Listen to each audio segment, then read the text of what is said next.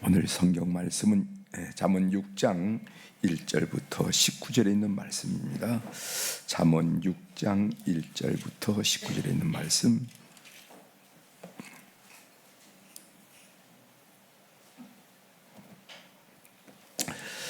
1절부터 봉독해 드리겠습니다.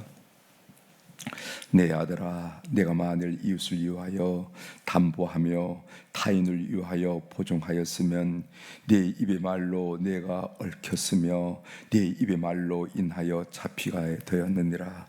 내 아들아, 내가 네 이웃의 손에 빠졌은즉 이같이 하라. 너는 곧 가서 겸손히 네 이웃에게 간구하여 스스로 구원하되 내 눈을 잠들게 하지 말며 눈꺼풀을 감기게 하지 말고 노루가 사냥꾼의 손에서 벗어나는 것 같이 새가 그물 치는 자의 손에서 벗어나는 것 같이 스스로 구원하라.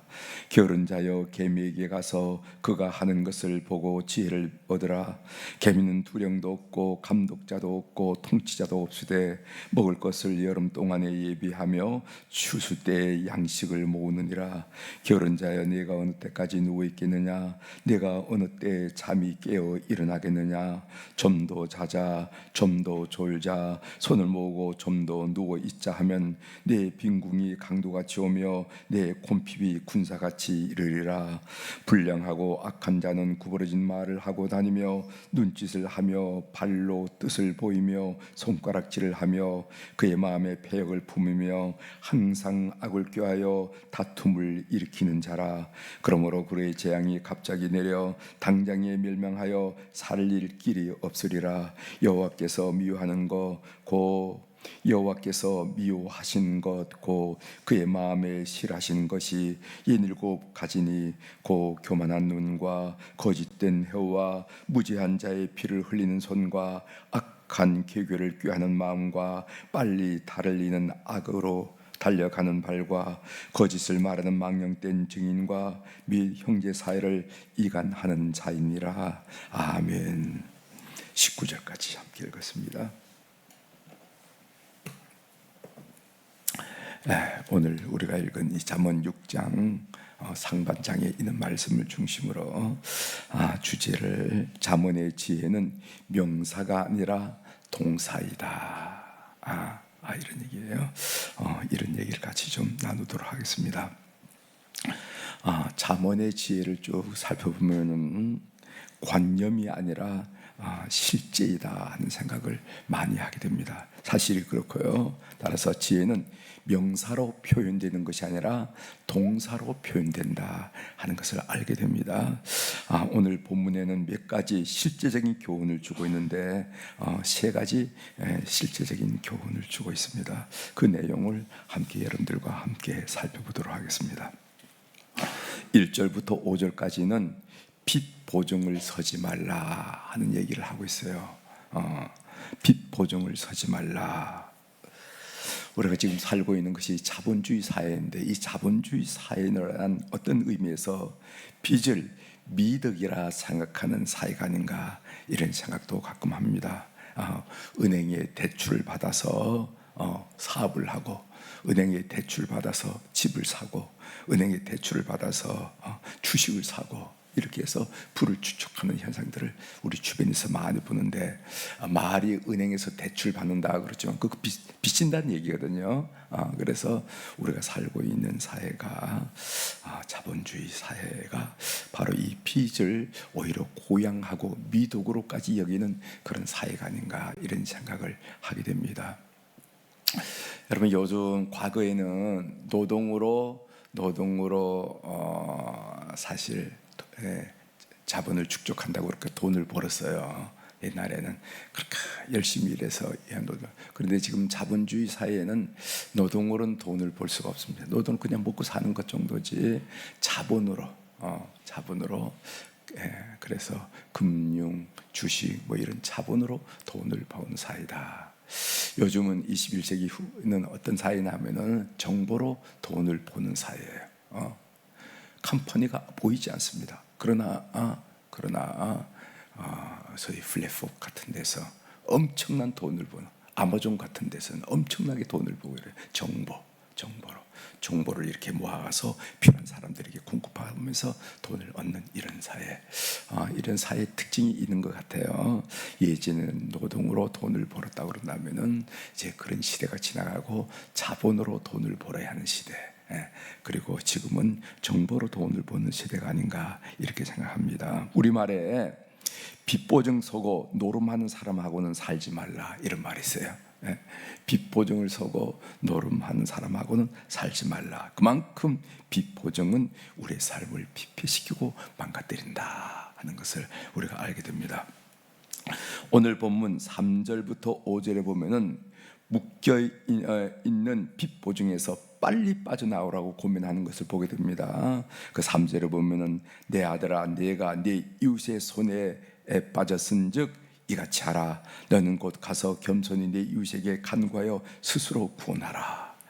네 이웃의 손에 빠졌다 하는 것은 빚보증을 섰단 말이죠. 4절 내 눈을 잠들게 하지 말며 눈꺼풀을 감기게 하지 말라. 그 문제를 해결하기 전에는 잠을 자지 말라. 밤이 되어도 잠을 자지 말라. 밤이 되기 전에 그 문제를 반드시 해결하라. 5절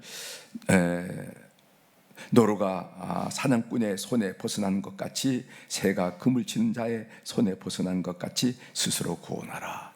그 정도로 급박하게 아주 중요하게 빚보증에서부터 헤어나오라, 빠져나오라 이런 얘기를 성경이 권면하고 있습니다. 그리스도인의 재정 원칙이라 그레이크 힐 얼비츠가 공동으로 쓴 책이 있는데 그 책이 보면 이런 내용이 있어요. 우리가 인생을 살면서 빚을 진다라는 것은 성도의 삶에서 하나님 나라의 질서가 붕괴하는 것이라는 거예요. 빚을 지면은 붕괴되는 거란 겁니다. 붕괴되는 거예요. 얼마나 심각한 말입니까? 우리가 하나님 나라를 산다. 예수 그리스도께서 이루신 그 하나님 나라를 사는 것이 성도인데 그 성도의 삶이 붕괴된다는 거예요. 그 하나님 나라의 질서가. 얼마나 심각한 말입니까? 빚을 지면은 빚이 그 사람의 주인이 되는 거예요. 빚이 아무리 믿음이 좋은 성도를 할지라도 빚을 지면은 빚이 그 사람의 주인이 되지 예수 그리스도가 그 사람의 주인이 될 수가 없습니다. 이게 빚이 위험이라는 거예요. 아무리 돈이 많은 부자를 할지라도 빚을 지면은 자유롭게 남을 구제할 수가 없습니다. 빚을 지면은 선교할 수도 없어요. 뭐 좀 하려고 생각이 들면은 뭐 좀 하려고 하면 아이고 내 빚이 얼만데 라는 생각이 들어서 내밀었던 손을 고주게 된다는 내 빚이 얼만데. 그래서 아무리 자산이 많고 아무리 부동산이 많고 이렇다 하더라도 빚에 딱 걸리게 되면은요 정말 돈 한 푼 남 구제하지 못하고 필요한데 쓰지 못하는 것을 우리가 경험하게 된단 말이죠. 이런 상황은 개인이나 교회나 마찬가지예요. 저는 여러분이 알다시피 선교사로 일을 했던 사람인데 해외 선교 단체에서는 어떤 프로젝트를 할 때 기여금의 그 80%가 이르지 않으면은 펀드레이징이 되지 않으면은 시행하지 않습니다. 시행하지 않아요. 그래서 어떤 무슨 하다못해 물건을 산다, 아니면 무슨 센터를 하나 이렇게 그 렌트를 한다 이럴 때 할 때도 그게 얼마인가 1억이다. 그러면은 우리가 센터가 필요하니까 스위스의 센터가 필요하니까 아니면 부산의 센터가 필요하니까 우리가 이 일을 위해서 기도합시다 하고 멤버들에게 기도를 촉구해요. 그리고 얼마가 차면 8천만 원까지 쌓이면은 통장에 받지만서 그 다음부터 그 일을 시행해 나갑니다. 시행해 나가요. 그 나머지 20%는 그 시행하면서 채워 나갑니다. 그들은 8천만 원이 차지 않으면 이건 하나님 때가 아니라 생각하는 거예요. 아무리 우리 마음속에 급하고 아무리 우리에게 시급한 일을 할지라도 그건 하나님의 때가 아니다 말이지. 그러니까 하나님께 맡기면서 기도하는 거예요. 그 채워나가는 거예요. 그래서 1년이 됐든 2년이 됐든 10년이 됐든 20년이 됐든 80%가 차면 그걸 소위 시행을 하는 겁니다. 우리가 이것을 80% 채웠으니까 이거 합시다 이렇게 해서 한다는 말이죠. 한국의 경우에 그런 교회가 있을 수도 있겠죠.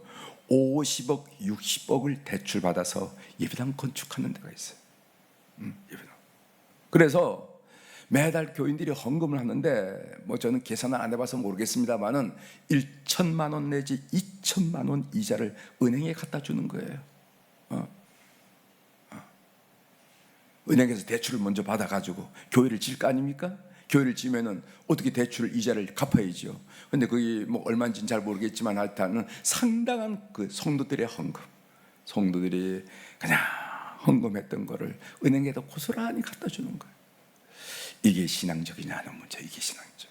사람의 욕심에 의해서, 사람의 교육에 의해서, 사람의 욕심에 의해서 이렇게 되는 경우가 많다 하는 것을 알면서 이 빚 보증을 설지 말자 하는 이 말과 이 빚, 대출 이런 말에 대해서 우리가 신중하게 생각하지 않으면 성도로서 하나님 나라 백성으로서 삶을 살아낼 장사가 없다는 거예요.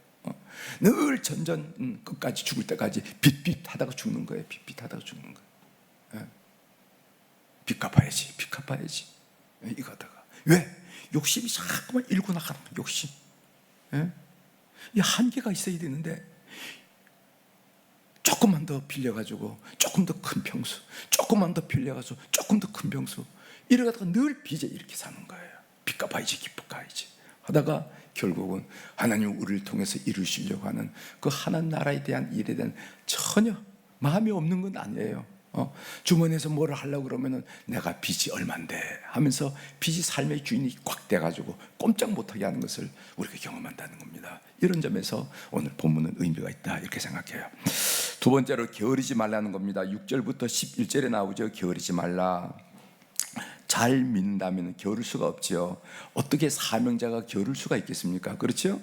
사명 받은 사람이 어떻게 게으를 수가 있겠습니까? 그래서 잘 믿는다 사람은 게으름과는 상관이 없다 생각합니다.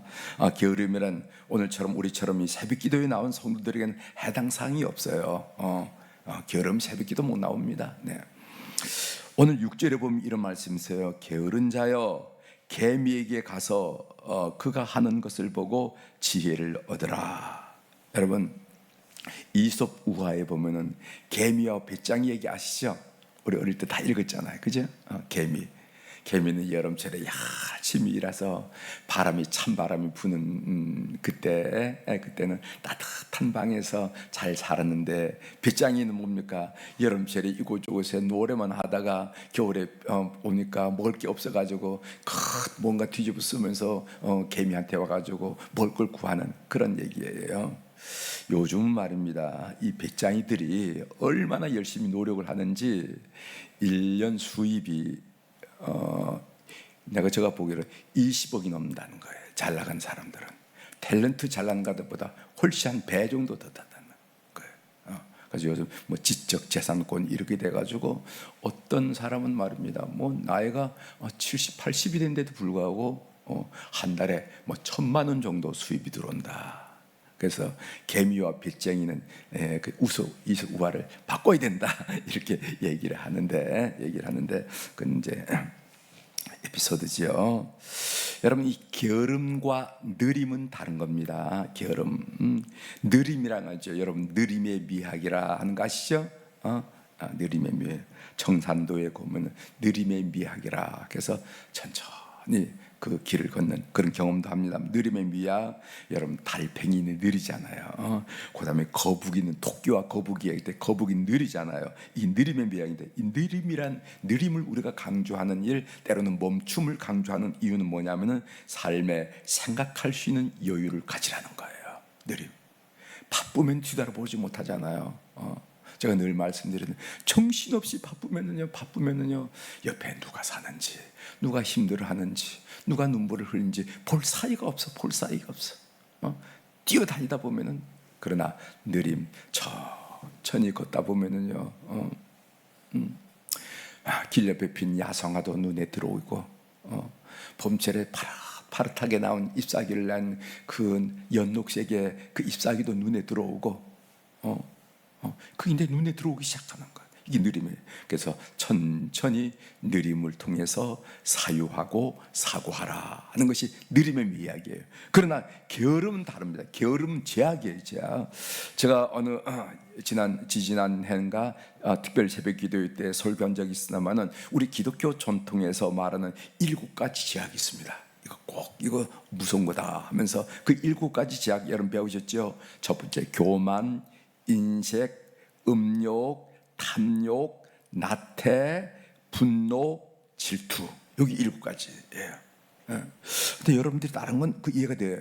교만, 인색, 음욕, 탐욕, 분노, 질투. 그렇지, 그건 제약이죠. 그런데 나태는 제약 같지 않죠? 나태. 그런데 나태도 우리가 기독교 전통에서는 아주 무서운 제약이다, 주의해야 할 제약이다. 7가지 제약 중에 하나 들어가는 것이 나태라는 겁니다. 이 나태, 이 게으름이죠. 게으름, 아키디아라 하는 말인데, 이 나태라는 것은 뭐냐면은 삶의 의욕을 상실한 무력한 상태를 보고 말하는 겁니다. 오늘 10절에 보면은 좀 더 자자, 좀 더 졸다, 손을 모으고 좀 더 누워 있자 하면 이런 말씀이 있어요. 이 좀 더가 반복이 됩니다. 따라서 게으르라는 것은 신체적 약함에서 오는 게 아니에요. 몸이 약해서 그래서 게으름이 오는 게 아니라 오히려 무기력한 정신 상태, 마음의 상태, 의욕도 없고 목적도 없고 사명감도 없고 무기력하고 무의욕적이고 이런 상태에서 좀 더 자지 뭐 좀 이렇게 된다는 거예요. 이 나태를 성경이 경계를 한다는 겁니다. 이 기독교의 7가지 제약 중에 하나라는 거예요. 그래서 우리 그리스도인들은 제가 늘 말씀드리잖아요. 우리가 몸이 약하든 나이가 많든 배우든 배우지 않았든 간에 우리에게 생명이 있다는 것은 무엇을 의미하는가? 그것은 하나님께 너에 대한 의도가 있다는 거예요. 기대가 있다는 거예요. 바람이 있다는 거예요. 이것을 고백하고 인정하고 하나님께 나아간 자가 우리 그리스도인이라는 겁니다. 그러니까 이제 뭘 의욕 얘기하냐고 그렇게 얘기하면 안 된다는 거예요. 그래서 여기서 나태라는 것은 아케디아라 하는 말인데, 이 말은 삶의 의욕을 상실한 무기력하고 무목적한 이 상태를 의미한다는 것을 여러분 꼭 아셔야 됩니다.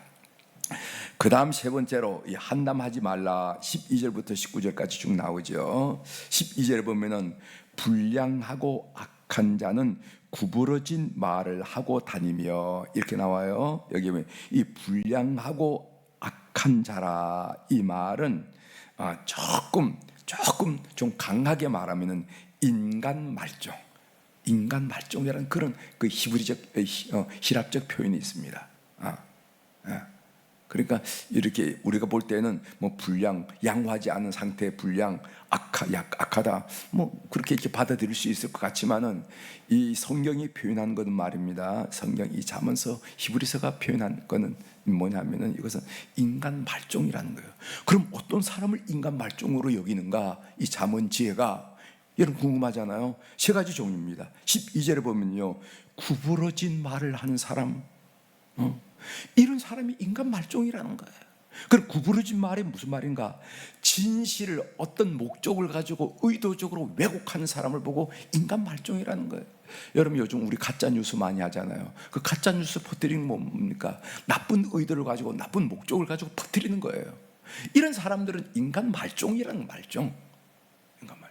두 번째로 뭐냐? 13절에 보면 눈짓을 하며 발로 뜻을 보인다. 눈짓을 한다. 이게 눈총 주는 자예요. 여러분 M16 소총보다도 기관총보다도 뭐 무서운 총이 뭐라고요? 눈총이라고 했죠. 눈총을 주는 거야. 눈총. 사람 무시하고 사람 배제하고 애면하고 이런 눈총. 이런 사람도 좋은 사람이 아니라는 거예요. 좋은 사람. 그건 세 번째로 14절 하반절에 다툼을 일으킨 자, 트러블 메이커. 가면은 어느 자리에 가면은 피스메이커 늘 이렇게 서먹서먹하는 관계도 이렇게 서로 이렇게 관계를 좋게 만든 사람이 있어요. 서로 이해시키고 서로 끌어주고 서로 격려하면서. 그런데 어떤 사람은 평탄하고 평안한 지역에 그 사람만 들어오면 이상하게 뒤에 말 이간질이 생겨가지고 이런 사람은 인간 말종이라는 거, 말종. 성경이 말합니다. 이 굉장히 우리에게 충격을 주는 얘기가 아니겠습니까? 뭐 그럴 수도 있지가 아니라 이거는 참 좋지 않은 사람이라고 성경이 말하는 것을 우리가 오늘 이 구체적인 이런 실천 사항을 통해서 우리가 배우게 된다는 것이죠. 여러분, 같은 약점을 가진 사람이 상대방의 약점을 제일 잘 봅니다. 그렇죠? 그렇죠. 제가 여러분 말씀드리지만 평상시 코가 좀 이렇게 낮아가지고 거울 볼 때마다 화장을 할 때마다 아이고 코가 좀 이렇게 오똑 섰으면 얼마나 참 내 인물이 훨씬 날까 이렇게 생각하는 사람들이 어떤 새로운 사람을 만났을 때 어디부터 먼저 본다고 그랬죠? 코부터 먼저 온 코부터. 평상시 눈이 이렇게 좀 조금 컸으면은 아이고 내 이불이 훨 좀 나았을 텐데 아이고 이거 수술할까 말까 이런 사람이 다른 사람을 처음 보면 어디부터 보겠어요? 보려고 의도하지는 않은 채 눈이 확 들어오는 거예요. 눈이 들어오는 거예요. 이것은 무엇을 말하냐면은 자기 약점을 가진 사람이 상대편의 약점을 가장 잘 봅니다. 그래서 교만한 사람이 저 사람 참 교만해요. 얘기 잘하고 시기심이 많은 사람이 아유 저 사람은 얼마나 시기심이 많은지 몰라요. 이걸 보는 거예요. 그러나 그런 부분이 없으면 그게 잘 안 보여. 그럼 매일 히히거리고 다니는 거예요. 안 보이니까. 그래서 우리는 뭐를 알아야 되냐면 상대방의 단점이 약점이 유난히 잘 보인다 이러면 그건 하나님이 자꾸만 지적하는 거예요. 너 그거 문제 해결하라.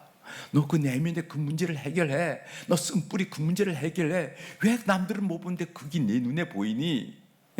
이거 자꾸 지적하는 것을 여러분들이 명철 지혜롭게 깨달으셔야 됩니다. 아시죠? 남들에게 단점이 유난히 잘 보인다. 어떤 단점이 어떤 부족한 점이 유난히 여러분 눈에 들어온다. 어떤 약점이 있는다. 이것은 내 눈에 이렇게 들어오는 거 보니 내 귀에 잘 들리는 거 보니까 나에게 이런 문제가 있구나. 하나님 솔직히 고백드립니다. 내가 이 문제 때문에 힘들어요. 쓴뿌리가 있어요 하면서 주님 앞에 솔직하게 인정드리고 그렇게 기도할 때 문제를 해결하고 원만한 사람이 될 수가 있어요. 인격적으로. 이집트의 유명한 이슬람 학자 중에 사이드 쿠투브라는 사람인데 그분이 주장 내용을 쿠투비즘이라고 그러죠. 그 쿠투브가 늘 하는 얘기가 뭐냐면은 꾸란, 이슬람 경영 꾸란 전체를 다 지키려고 하지 말아라. 당신들은 그렇게 지키지 못한다. 중요한 것이 하루에 한 가지만, 한 말씀만 마음에 담고 묵상하고 지켜나가라. 이게 필요하다라고 강조한 분이 바로 쿠투비라는 분인데 여러분들도 그렇습니다. 오늘 이렇게 쭉 제가 이렇게 말씀을 세 가지 중요한 사항을 말씀을 드려도 이거 다 지켜내라는 말씀이 아니라 그 중에서도 여러분 마음속에 적극적으로 또 강하게 자극하신 성령님의 그 손길을 느끼면서 이 문제를 내가 좀 깊이 묵상해 봐야 되겠다 하는 생각으로 여러분 주제를 삼고 하루를 승리하는 여러분이 되시기를 바랍니다. 기도하시겠습니다.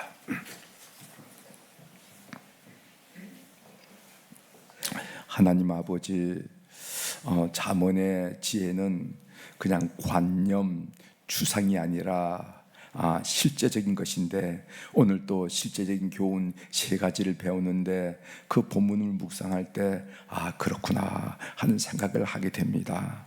한 말씀이라도 우리가 깊이 마음에 새기고 생각하고 묵상하면서 육화시키고 체화시켜서 말씀의 사람으로 오늘 또 살아갈 수 있도록 은혜를 베풀어 주옵소서. 하나님, 오늘 우리 사랑하는 교우들과 주님 앞에 귀한 물질들을 하나님 기억하여 주시고 그 이름들, 그 마음에 있는 사연들, 간구의 내용들 주님께서 연락하시고 흠량하여 주셔서 우리가 인생길, 사람들은 참 어려운 시선길이다 하지만은 그곳에 우리 주님이 함께 계심으로 늘 찬양하고 늘 기뻐하고 늘 감사하고 범사가 감사의 제목이 되는 그런 삶을 살아갈 수 있도록 주께서 우리 심령을, 우리의 삶을 붙드시고 역사하여 주시옵소서. 오늘 화요일입니다. 오늘 화요일 우리 여선교회 기사회도 있고 또 특별히 우리 화요일날 우리 몸된 교회를 섬겼던 우리 안나 여선교회 회원들, 우리 모세 남선교회 회원들을 특별히 교회 어른들을 기억하면서 우리가 기도하는 날인데, 하나님 어른들을 늘 귀히 여기는 교회 되게 도와주시고 또 어른들의 삶을 축복하는 교회가 될 수 있도록 은혜를 베풀어 주옵소서. 하나님, 그렇지 않습니까? 황혼역의 노을이 얼마나 찬란하고 아름답습니까? 하나님, 우리 모든 어른들 비록 육신은 쇠한다 할지라도 그 영혼이, 그 심령이, 그 육체가 늘 강건하여 주님 앞에 설 때까지 참으로 황혼의 노을처럼 삶이 아름답고 귀하게 될 수 있도록 은혜를 베풀어 주옵소서. 그들 삶 속에 은근히 뿜어져 나오는 그리스도의 향기를 느끼면서 많은 후손들이 도전받는 그런 귀한 어른들 될 수 있도록 은총을 베풀어 주옵소서. 그 무엇보다도 하나님, 믿음의 열매가 얼마나 귀하고 얼마나 소중하고 얼마나 탐스럽고 얼마나 하나님이 살아계신지를 증거하는 그런 믿음의 열매를 자손들 가운데 보게 도와 주시옵소서. 그렇구나, 하나님은 여지가 없구나, 하나님은 분명하구나, 하나님 말씀에 신실하구나, 우리 스스로 느낄 정도로 그런 축복을 후손들에게 허락하여 주시옵소서. 그래서 이제껏 주신 축복 가운데 산 것처럼 이 노후의 여생의 삶도 주님의 은총 가운데 찬송이 충만한 그런 어른들의 삶이 될 수 있도록 은혜를 베풀어 주옵소서. 오늘 또 하늘의 주권과 땅의 주권을 가진 우리 주님의 이름으로 선포합니다. 내 영혼이 잘된 같이 범사가 잘되고 강건한 축복을 이 새벽에 부지런히 주님 만나는 우리 모든 교우들 위해 늘 함께 하시기를 축원합니다. 축복하며 기도합니다. 예수님의 이름으로 기도 올리옵나이다. 아멘.